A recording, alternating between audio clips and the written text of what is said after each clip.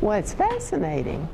It's about people, it's about places, it's about things that happened and how exciting they were.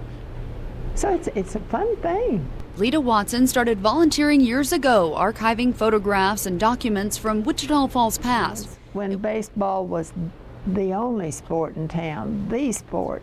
It wasn't long before she realized the artifacts didn't need to just be archived and protected, they needed to be shared and enjoyed by everyone. And that's where the idea came from for the Museum of North Texas History. But we called a group of people together in 2000 just to sound them out, to see if it was a possibility. And everybody seemed enthusiastic about it, and the rest is history. Now, a decade later, history hangs from all walls in the museum on Indiana Street.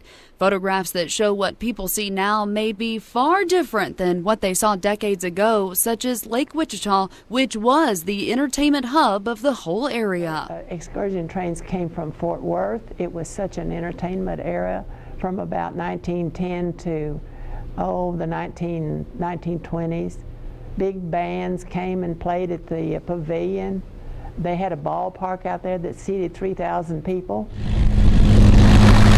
Beyond the pictures, Lita is also proud of projects she's recently seen take flight. We've just gotten a Jenny plane, and so that's pretty exciting to think about World War I and what it meant to this area with the Caulfield Army Air Base here. Most people driving by the businesses and homes on Caulfield Road today have no idea what it looked like almost 100 years ago when scores of Curtiss Jenny biplanes were taking off and landing and often crashing in the fields west of the city.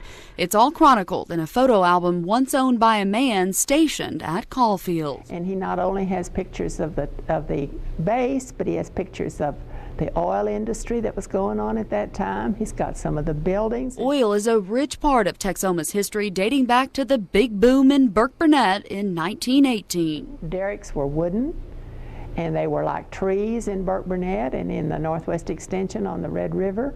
They were so thick, it was kind of like a forest of derricks. That history is what inspired a dedicated volunteer to build this display of a drilling rig for the museum. The kids just love this. They love to turn it on and drill for oil. And we've drilled and haven't struck oil yet.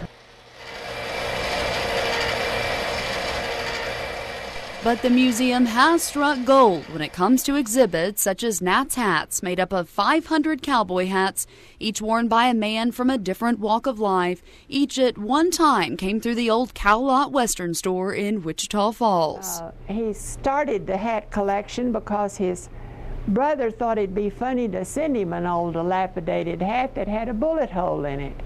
And when he got it, he hung it up on the rafters.